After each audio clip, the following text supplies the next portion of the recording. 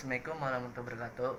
Perkenalkan, nama saya Muski Permana, kelas 11 IPA 3. Sebelum saya lanjutkan tuh, follow, like, and subscribe ya. Oke. Ini dia materinya guys. Materi kimia yaitu koloid.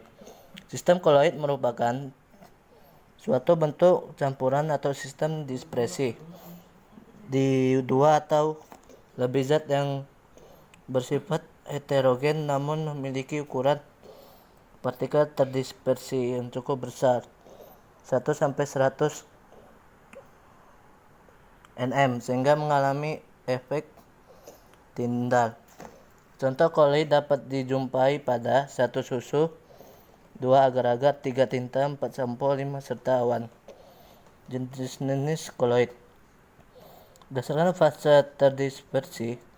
Jenis koloid atau ada 3 antara lain: sel fase terdispersi padat, emulsi atau fase terdiri porsi cair, dan buih atau fase terbersih gas.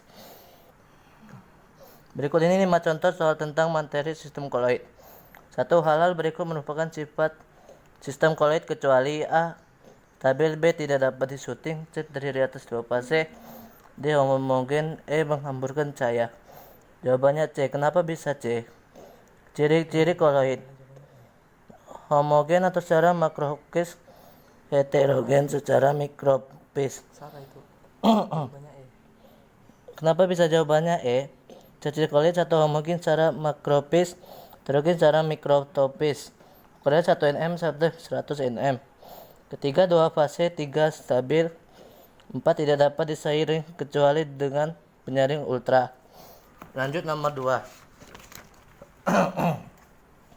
Berikut cara pembuatan koloid: 1 reaksi redoks, 2 busur Bredig, 3 reaksi hidrolisis, 4 repeptiasi, 5 reaksi pemindahan, 6 mekanik.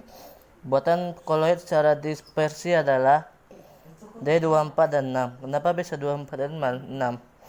Cara dispersi ini merupakan di mana partikel kasar dapat dipecah menjadi partikel koloid.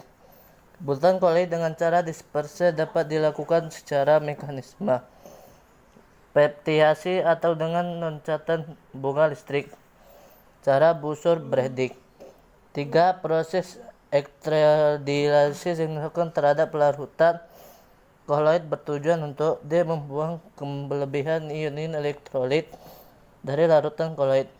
Kenapa bisa itu? Elektrodilisis bertujuan untuk membuang kelebihan ion dari larutan koloid. Nomor 4. Di antara zat-zat berikut ini yang tidak dapat membentuk koloid hidrolipid jika didispersikan ke dalam cair adalah B. Belerang. Kenapa bisa itu? Koloid hidrolipid merupakan suatu di mana zat terdispersinya mempunyai daya tarik terhadap medium. Lanjut nomor 5. Dispersi zat cair atau zat padat dalam gas disebut D. Aerosol. Kenapa bisa itu? Aerosol merupakan sistem koloid dari partikel padat atau cair yang terdapat dalam gas.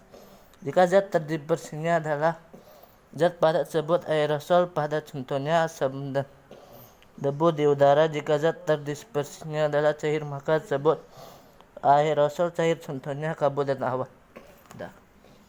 Terima kasih, lebih dan kurangnya mohon maaf. Wassalamualaikum warahmatullahi wabarakatuh.